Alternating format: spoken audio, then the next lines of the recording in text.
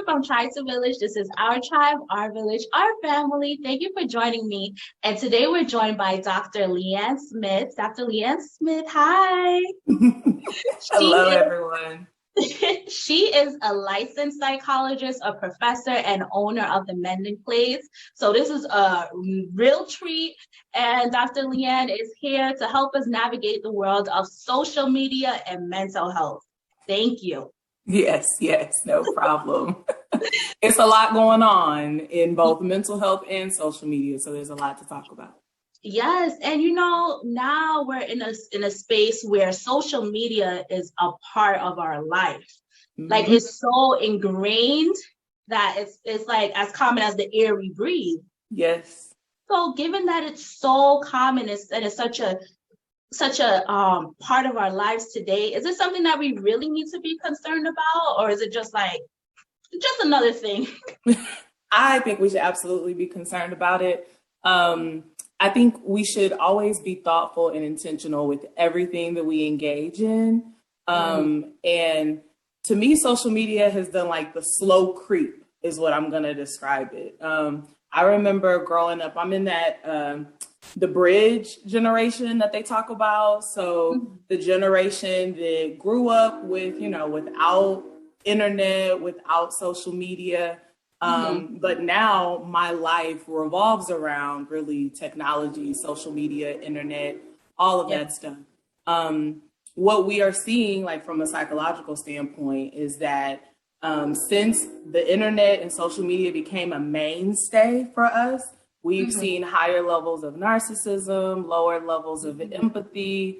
The children, which is where I do a lot of my work with adolescents, they are seeing decreases in their self-esteem, a lot more loneliness. And so I think we would be doing ourselves a disservice to not really think about our own relationship with social media and putting boundaries so that the social media that's necessary for us to keep up with everyone else and to connect doesn't eventually undermine the benefits of social media and that connectivity. And that's such an important thing to know, to set boundaries. And I myself, I'm from that same bridge generation as well. And I catch myself sometimes when I feel like I'm just aimlessly scrolling or I feel that I'm getting a little depressed or a little detached. I can filter out to say, okay, Trisha, you need to take a step back. Maybe you need to deactivate for a little mental health time, but that's because I know what it is to have a life without it. And I know the importance of those connections. So how do we bring that message to, say, children who are growing up in this time and they don't know a life other than a life of Instagram, Facebook, TikTok, and Snapchat, X, Y, and Z? How do you tell them that? I feel like that's the question that I'm sure a lot of parents are considering, but as a researcher and a clinician, that's something that my colleagues and I are constantly talking about. Because that compass, that internal compass that you just talked about of knowing like, okay, I'm doing a little bit too much scrolling, my mood is changing a little bit, or I need to take a, social media break, or people do social media fasts, or usually they're trying to get back to a previous level of comfort, of functioning. It's almost like that homeostasis or a thermometer where you're able to go back and say, okay, let me turn the air off for a little bit because let me go back to my baseline. Right. But that's because we were able to develop.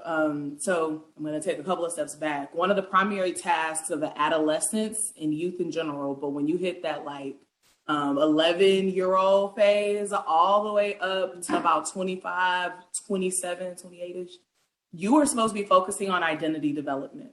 And so that's usually when you start to see kids spending less time with their family, more times with their peer groups, and then also more time just really testing different things out to see who they are. That's why peer pressure becomes such a big thing. But now all of that happens in a digital space. So they are, you have a lot of kids who aren't even able to establish a healthy identity. So those healthy internal stop points that we are able to have to know we've gone too far with social media, a lot of them don't even have that. because they were raised with social media being so intertwined with their day in and day out, and peer pressure being chronic, like they are always interacting with peers. So this is where I think parents play a really important role in helping their children develop healthier social media engagement, really helping them think through, okay, you know, you're only going to be on your phone for an hour. You're only going to be on YouTube Kids or only on whatever for this amount of time during the day, and being really thoughtful about how they use that time when they're not working with devices. So are you doing things to help your child really explore what their own personal values are? Do they have a space where they can talk to you about, you know, some of the issues that they're having with their peer groups? And are they problem solving? And are you helping distill the information that they see on social media? Are the parents saying, okay, like what's trending right now? What are some of the pages that you follow? Is there anything that you see on social media that makes you upset, makes you sad, so that you can really understand that part of their world too? And then help them create what those healthy boundaries are for them. It's difficult though, because I remember getting a cell phone, getting an email address, like those were milestones, right? And you couldn't do it until it was a privilege also, right? That's not the case anymore. Kids will be ostracized if they're not participating in that social media world. So what do you say to those parents? What do you say to the parents who they have a child, and like you said, children, they're and adolescents and early adults, they're depending on social media to define their personality. So I can't imagine a parent or a loved one coming in and saying, you need to cut this down to 5 minutes a day. I don't foresee that person reacting well to that, right? So what kind of advice would you give that parent or that loved one? Because in essence, it's kind of like it could be an addiction, right? Yes. An addiction is something that we as clinicians are starting to look at. So social media addiction is one of the diagnoses that are under further review. So when we get our next manual, it might actually be a clinical diagnosis. You know what? I hope that goes through. Yeah, so that one and gaming disorder are two that people are really looking into. So I'm going to break down my answer in a couple of different chunks, because I always err on the side of prevention. The earlier their parents can have these conversations with their kids, the earlier they can kind of set those expectations, the better. Because then you don't have to deal with an adolescent that is already so emotionally connected and reliant on it. And then you have to like try to pry it out of their hands. You don't even have to do that fight. You can help them develop those boundaries early on. But if it's a parent and they already have an adolescent whose world already revolves around social media, my biggest recommendation would be see how you can join them in that. Because, and when I say joining, I don't mean try to be their, Facebook friend, Instagram friend. Don't follow them on Snap. That's not what I'm saying. So you don't do all the TikTok dances and challenges with them. No, unless your child wants that as connection, right? But we see that a lot where parents are trying to join with their kids in some way via social media. But really what I mean is make that a conversation topic. So if your kid is going to school, when they come back, you're usually going to ask them, how were your classes? What happened in school today? Anything noteworthy? You're asking them to debrief about an experience that they had without you. And you're usually doing that so that you get more insight into what's going on in their world, but also so that you can give them some necessary information for their development. You're helping them problem solve the fight that they had with another peer, or you're helping them figure out why it was that they were so tired after lunch, right? You're helping them when you're not physically there. Do that same thing for social media. Ask them, what kind of things are you seeing on social media? What kind of pages do you like to follow? Send them funny things and see what kind of funny things they send back to you. Make that a world that y'all can share together, so that when they see dangerous things, or when they are, one of the things that I'm looking at a lot right now is the exposure to a lot of Black deaths that young children are seeing. Black bodies just in the, like the good stuff that happens in social media, there's a lot of stuff that also can be harmful. So create bi-directional communication so that when they have those more painful experiences online, they can come to you as a parent and process that. You know, I think that's a very insightful way of looking at things, because the way I grew up, if my mother was here today, she would have just hit that thing out of my head or tried to take it away. But the thing is, can you, say for someone who's addicted to drugs, right? We talk about that a lot, drugs and alcohol. If you can't just go in and just take it away and then think that, okay, that person is cured and there's no way they will ever, because you haven't addressed the root of the addiction. Yes. You haven't given them the skills to navigate when they have those cravings or they're faced with that temptation. So it's just going to reoccur, or there's going to be a constant fight and then the breakdown of relationships, right? And that's what we don't want. So I love how you made it a point to kind of like to say, don't ignore that world, or don't try to force your child away from that world, because it is what it is. It's a part of life now. It's everywhere. So you take away the phone and then you find that they created a whole new app on an iPad, you know? So to really teach your child how to navigate and how to be successful despite the pressures of social media. Absolutely. And that time of adolescence is already filled with so many different distortions, so many ideas, that so much ego also, and it's a healthy ego at that phase, but they already feel like parents and adults are so far removed from their life anyway. So if you come in and say, don't use social media at all, you need to cancel all your accounts, well, they're just going to find a back door. Like Finstas are a thing. If I talked about how many youth I work with, and they'll show me that they have like 4 different accounts, and it's a different account that they're using, right? So it becomes a shameful thing. Like, I'm going to hide and not disclose my social media use. But then as a parent, you can't do anything with the information that you don't know.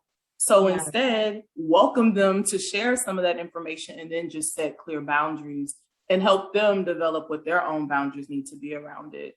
The other thing I was thinking about is social media use is, if we talk about how quickly it can go into addiction or how it can morph into addiction, that is a different substance than, alcohol and drugs. I would put that more in the category of food. So let's talk about food addiction. If you're addicted to food, one of the things that makes it so difficult is you have to eat to live. You can't just stop eating completely to cure the addiction, because it is ingrained in your day-to-day life. Social media has quickly become the same thing. You can make it to where you have no footprint on social media, that there's no presence there at all. But the reality is, you will not be engaging in one of the norms of our society right now. It's impractical. So the best way to deal with it is to figure out how can you healthfully engage in that practice instead of trying to not engage in it at all. Yeah. So what are the flashing red signs that this is an unhealthy relationship that you're having with social media? So I would first say, look at any signs of mood differences. So if you see, and this would go for children all the way up to adults, if you are noticing that you have really like your mood changes either after being away from social media for a long time, or your mood changes based on what's coming up on your timeline, then chances are it's occupying too big of a component of your life right now. If you are finding yourself not wanting to do anything else outside of engaging in social media, so this is sounding more like some of the categories of like depressive symptoms. So not being interested in other activities and hobbies, having disturbances in your sleep, changes in your appetite, that usually means that you're off balance. And I would probably say that's a clear sign that you need to reassess your relationship with social media. So if it disrupts your day-to-day functioning. Mm-hmm. Mm-hmm. And it's so interesting, you know, because I feel like this pandemic has sped everything up. And in essence, it's kind of creating a whole nother mental health pandemic. Because, you know, we said that one of the signs of addiction, or that you need to really address this unhealthy relationship, is if you don't want to do things outside of it. But when we're all locked down, locked up inside, we go outside and we still have to hide from everyone else. It's like the social media is our connection. It is our day-to-day activity, like you said before. So it's very difficult to it's like we're in a space now where it seems like things is already out of hand, but it could continue to spiral if not addressed. Absolutely, especially for those younger ones who confuse connection via social media with real life connection, right? So we're able to determine that, right? Like, you know, the people who you meet on social media that you follow, you know that you're only seeing the highlights of some of their life. You know that you need to sit and talk with them to really connect. For a lot of the youth, they don't get that. So they feel very invested and connected into the highlights of someone else's life, or people who are being inauthentic. They don't really yet know how to tease those two apart. But they just spent a year and a half of that being really the only way that they can engage with other youth if they weren't going to school day in and day out. So we are in very interesting times as well. Yeah, so very interesting. But I'm glad that we're having this discussion, because this is a discussion that needs to be had. And we'll continue. It will continue because, like we said, it's a part of our life. Yeah, absolutely. You know? Yeah, I was just so, what, Dr. Leann, what would you say to the parents, the loved ones who are watching this and they're like, they don't know about my child. My child almost fought me. My child tried to beat me because I took away the iPhone. And I would instantly say that's a clear marker that there maybe is something underneath what is driving them to be so connected to their phone. So something that I've heard from a lot of youth during this time. So first of all, I want to commend parents who are seeking out services for their kids, not saying that every kid needs therapy. But I've seen a lot more parents say, you know, I don't really even know what this mental health stuff is. I don't even believe in therapy. I would never, do this for myself. But I can tell that my child needs something. So help me figure out what they need. And I love it when parents come in like that, because then I'm given an opportunity to help them get a new language or a new understanding or shift their perspective on what's going on with their kid. And I think that's when you really need to listen to your child. Children will speak with their words, but they'll also speak with their actions. So if you are creating a boundary, even if it wasn't social media, right? It would be if anything else. If you're creating a boundary with your kid and you know that that is a healthy boundary, you're communicating it properly, and they are responding in a way that is larger than what the situation warrants, then I would say that's a time to really try to go to a professional and see if something else is going on in their world. Because if I hear of a parent trying to get a phone from their child and the child's throwing a tantrum because they really want to get on that social media, the first thing I'm trying to understand is, what are they getting via social media that they are not getting in their day in and day out life? Because it is clearly formed an attachment. There's a legitimate need somewhere. They're just trying to get and meet that need in a maladaptive way. It's not actually a healthy way to meet that need. So if we can find a healthier way to get that same need met, maybe it's social connection. Okay. Social connection through social media is not the most developmentally appropriate way to receive that when you're growing up. You need kids who you can go outside and play with. You need groups that you can be a part of. Those are very healthy things that helps form identity for you. Let's see how we can do that outside of a social media space. But I don't envy parents right now, because I know they're going through a whole lot of changes with their kids because of what this pandemic has done and the changes Yeah. made for school. Yeah. And on top of it, like we were just talking, it's still fairly new. So more research is going into it. So things are constantly evolving, but you're giving us hope. You're telling us like there is hope to address it. There is hope to know what you're looking at. And there is help out there. There absolutely is help. I would say another big thing for parents to consider. A lot of my research focuses on racial socialization and racism, and oftentimes parents will not want to have certain conversations with their kids because they feel like, I don't want to plant this seed in their head, or you kind of want to keep them protected from certain stuff. It's too much for them to handle. They can't handle it. Yes, but the reality is children have so much access to information right now that they are having these conversations without you regardless. So if you are not asking them about social media, if you're not asking them about their own mental health and what's going on, they're having these conversations with other people, which usually are going to be peers.